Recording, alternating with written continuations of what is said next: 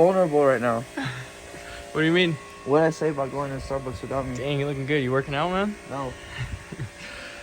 You working on your car, your vehicle, I gotta work on mine. You know? Ooh, shit. Damn, y'all. About to cut. Look how dirty it is. I got the line made with the dirt, but damn, I'm about to do it. This side isn't the best. As you can see, this is the damage from the previous owner. He did autocross it and take it to events and stuff. But I sanded this down a while back and primered it. Hopefully there's no rust underneath. Damn. Sheesh. I'm so scared, but let's do it. There's no turning back now. Almost forgot my damn safety gear. Keep fogging these up because I'm out. But that's just, I started cutting, sparks almost flew in my damn eye. So we chilling now. Let's get it.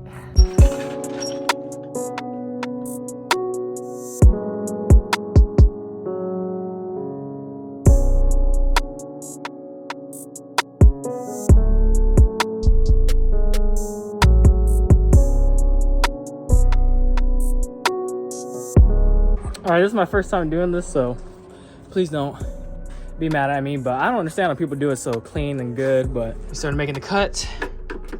I'm bending this back. I was gonna cut up higher up until here, but this is all the room that we need pretty much just to fit these on. So it's not gonna be the prettiest, you know. I'm not at all, you know, it's my first time doing this. So all this shit is like glued and seam sealed on. So let me keep bending this back. I think I have a hammer. Take the hammer, start hammering this, and then we're gonna cut the rest.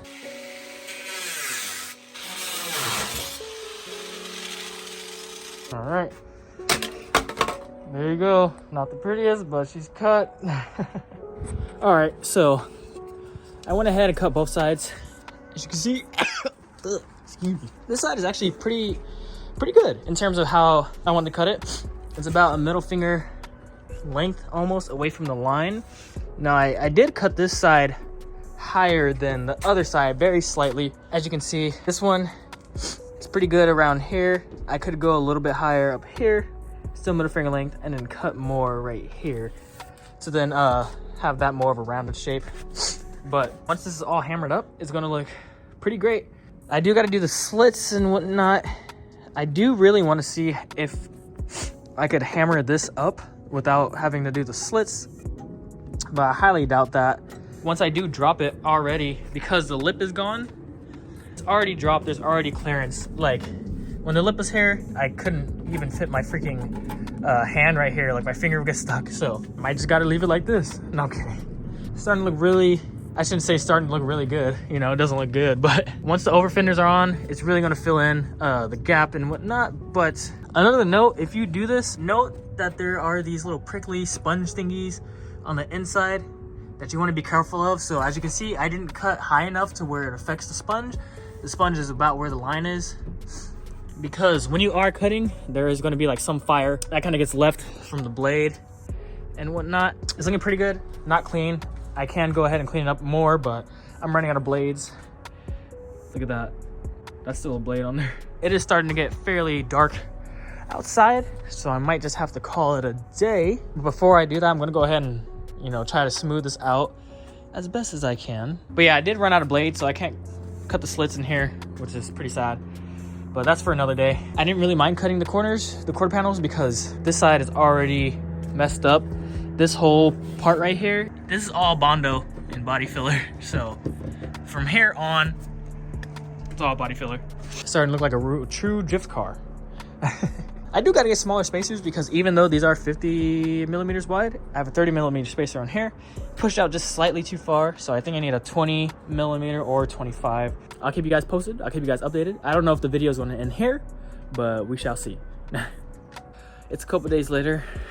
I'm just recording random clips. I don't know the timeline of things, but I did order a threaded riv nut kit off of Amazon. I didn't get the anodized ones, or I forgot, whatever. But it comes in multiple sizes. I labeled them, and we're gonna put the riv nuts in here. That way, when we do take off the over fenders, we don't have to re-drill the actual rivets out. So we can just go ahead and unbolt, screw it in, whatever. So let me go ahead, see what size I need. It's the exact size for the hole. So now I just need a bolt. I kind of want to drill it out to make it a bigger hole, but I think that this will work. Yeah, so these are all M3. I didn't even know what drill bit size I used, but these are all the same size. So I'm also gonna go ahead and put rivets in here. That way when I do add a bolt in, there's a hole right here in the side skirt where the bolt can go through. That way you can just, you know, screw the bolt in without having to undo the rivets and whatnot. Super clutch, threaded riv nut kit or whatever. 20 bucks on Amazon as well. Comes with the tool and everything. It's pretty dope. I suggest getting this if you do plan on doing a riv nut kit or a wide body. Right there. Suggest. Yeah. 10 out of 10. Highly recommend that. Speechless. It's so good. All right, I'm about to start running out of time in terms of daylight, but I went ahead and got them all in the quarter panels for both sides. I also did it in the side skirts. These are fiberglass, so you know I'm putting screws through here to go ahead and screw through the side skirts, and it was screwed to there. So that way it work out better instead of using zip ties and shit. Still gotta do the other side, but the other side I gotta make sure it matches up the side skirt with the fender. As you can see, there's no gap here, but there's a fat ass gap, like a finger length between where the fender ends and the side skirt. So I gotta go ahead and pull this side skirt up, make sure it's leveled out and whatnot. Also, when I installed these KBD side skirts, I just drilled and put screws into the side, but I could also do the same thing with the threaded riv nuts and have screws just go through that, which I may do later. It might not be today, but definitely something to take note of.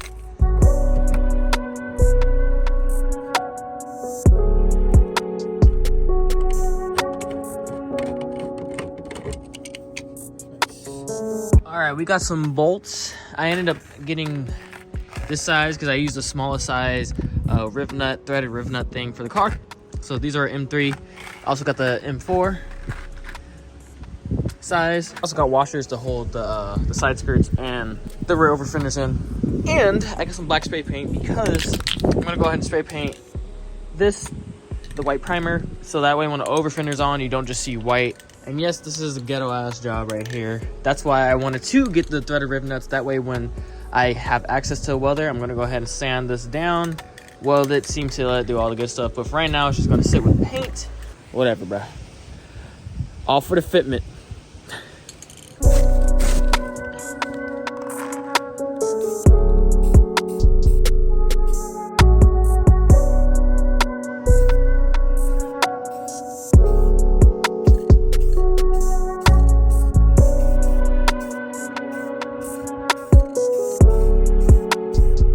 All right, I went ahead and got them all on this side. As you can see, I got one screwed in here through the side skirt, the over fender. I tried to get one on this one, but this one's not screwing in for some reason, but it's holding up still. And this side's all finished. Everything's on.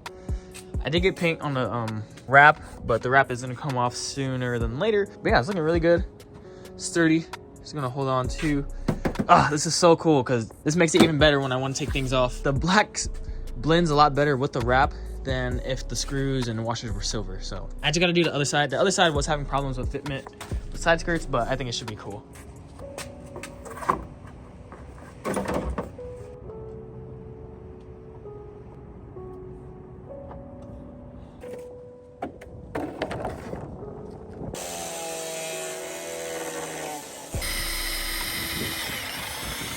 All right, I don't know what day it is, but what I was doing, I'm trying to get the bumper to fit with the VSKFs. God damn, look at those. Oh yeah. What I have to do was I trimmed this edge down super slim. I could trim it a little bit more, but the lip went all the way like out here to where it extended. So it went like this, curved in and went up. So I went ahead and trimmed here. Hopefully the wheel doesn't hit this little corner right there, but I did it on both sides. Went ahead and made another hole for zip ties on both sides as well. And yeah, as you can see, I got the trimming down without affecting the outside of the bumper.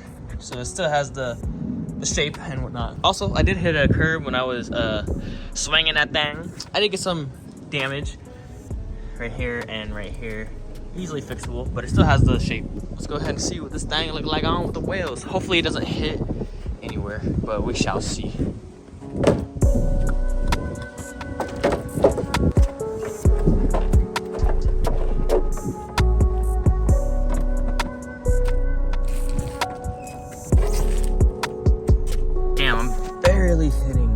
good thing I trimmed the inside though, because I have all this room and it's not hitting. But I think I need to adjust the caster a little bit more to the back, but that's for another time. I'm trying to do all that work right now. All right, let me see if I can set up my phone. All right, so I'm chilling in the 240. Sorry for this video being kind of sporadic.